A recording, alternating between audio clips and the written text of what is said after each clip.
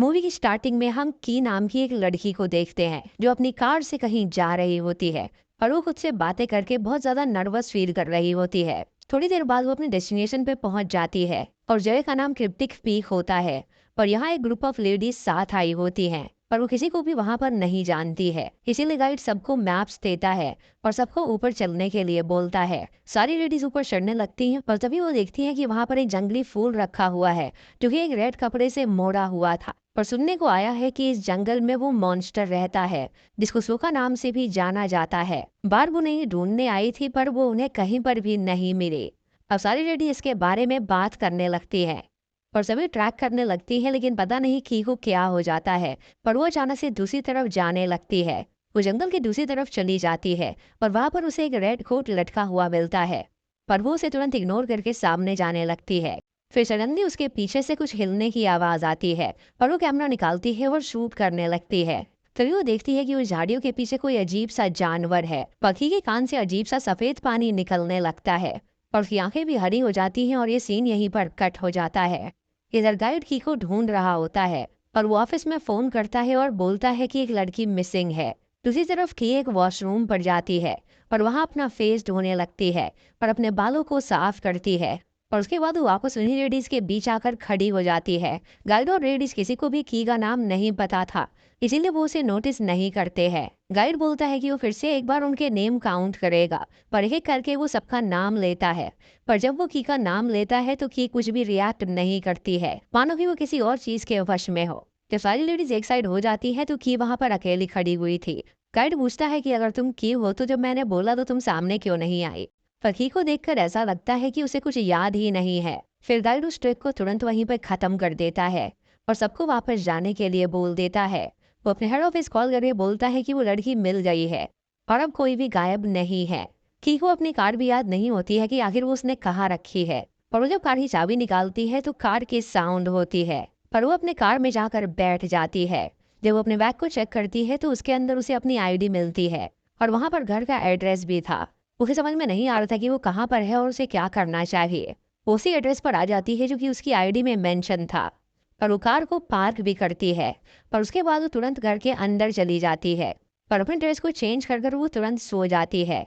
अगली सुबह जब वो उठती है तो वो घर को अच्छी तरह देखने लगती है और फिर वो कैमरे को देखने लगती है जो उसने माउंटेन में शूट किया था। तभी उसका फोन बजता है और जब वो उस फोन को उठाती है तो दूसरी तरफ डॉन नाम का लड़का था। वही वो बोलता है कि आज वो किसी तरह उससे मिलने आए कि उसे आज बहुत ज्यादा काम है। पर मिसेस सिंह नाम की एक पेशेंट है जो कि उससे चेकअप कराना चाहती है। उसे ये पूछता है कि आखिर उसका ट्रिप कैसा था, लेकिन की को कुछ भी समझ में नहीं आता कि आखिर वो क्या बोले, इसीलिए वो डॉन का कॉल कट कर देती है। पर जब वो डॉन से मिलने आती है तो उसे पता चलता है कि वो एक एनिमल डॉक्टर है और डॉन उसके पास आता है और उससे पूछता है कि उसका ट्रिप कैसा रहा। की उससे पूछती है कि तुम्हारी बॉडी पर इतना ब्लड क्यों है। तो डॉन उसे बताता है कि एक पेट का एक्सीडेंट हो गया था और उसकी बहुत ही बुरी हालत थी, इसीलिए उसे ऑपरेशन करना पड़ा। की ये सुन के कुछ भी नहीं बोलती और वापस अपने घर चली जाती है। की बैठकर ड्रिंक कर रही होती है और वो सोखा के बारे में रिसर्च कर रही थी। फिर वो बार्ब के बारे में भी सर्च करती है और जो वो देखती है वो बहुत ज्यादा शॉकिंग था, क्योंकि जो बार्ब थी वो एकदम की जैसी ही दिखती थी। की ये देखकर डर जाती है और अपना लैपटॉप ऑफ कर देती है। बस सडनली वो अपने विंडो पर एक शैडो देखती है जिसे देखकर वो बहुत ज्यादा डर जाती है। वह अपना सामान लेकर मेन डोर के पास आ जाती है, पर तभी उसके विंडो की टूटने की आवाज आती है। की अपनी कार लेकर वहां से चली जाती है और वो अकेले एक सुनसान रोड पर ड्राइव कर रही होती है। उसके बाद सीन कट होता है और की अपने कार में ही सो गई थी।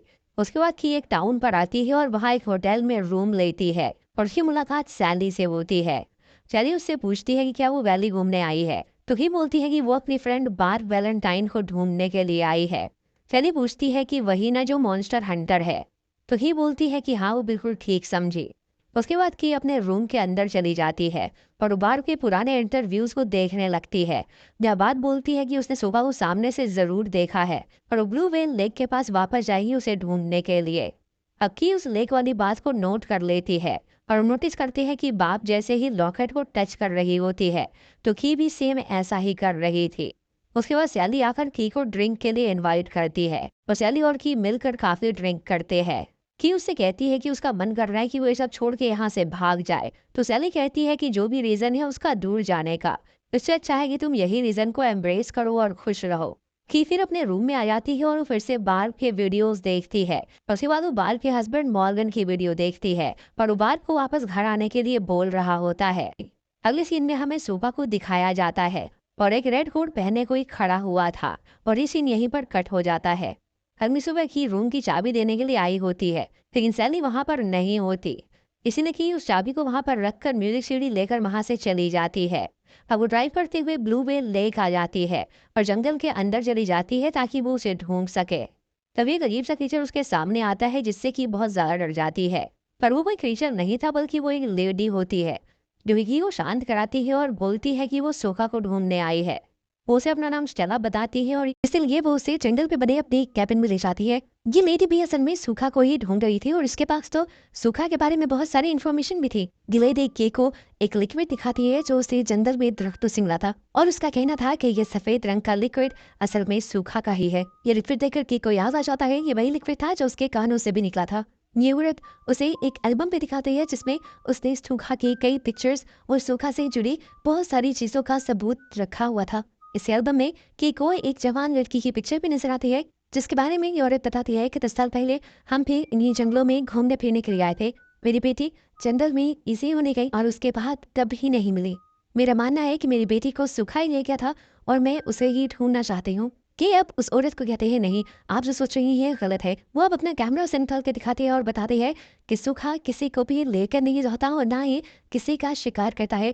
वो बल्कि उनके दिमाग के साथ खेलता है, उन्हें मैनिपुलेट करता है, उन्हें ऐसा बना देता है कि उन्हें कुछ याद ही ना रहे, और इसी वजह से वो लोग कभी वापस लौट कर नहीं आ पाते। ये सारी बातें करते हुए के की तबीयत बिगड़ने लगी थी। उससे अजीबोगरीब विजन्स आने लगे थे, जिनमें वो एक रेड हुड पहने लड़की को देख रही थी, और इन्हीं विजन्स पे उसे उस लड़की के पीछे सूखा भी नजर आ जाता है, जिसे देखते ही असल लाइफ के अंदर की बेहोश हो जाती है। काफी देर बाद जब उसे होश आया तो उसने देखा कि उसके सॉक्स में बहुत ज्यादा मिट्टी लगी हुई थी और वो बूढ़ी औरत भी अब उसके पास नहीं थी। इससे वो समझ गई कि उसे बेहोश हुए काफी टाइम भी हो गया है और वो बेहोशी की हालत में बाहर भी गई थी। इस टाइम उसे अपना कैमरा भी नहीं मिल रहा था। उसे लगा कि बूढ़ी औरत उसी कैमरा को लेकर शायद अपनी बेटी को ढूंढने निकल गई होगी, इसीलिए वो टॉर्च लेकर खुद भी उनके पीछे निकल जाती है। चलते चलते वो भटक भी जाते हैं। वो वापस उसी कैबिन तक जाना चाहती थी, लेकिन अब उसे रास्ता नहीं मिल रहा था, और यहाँ पर तब एकदम से एक लड़की उसके कंधे पे हाथ रखती है। उसने पीछे मुड़कर देखा तो वो हैरान रह गई, क्योंकि ये वही लड़की थी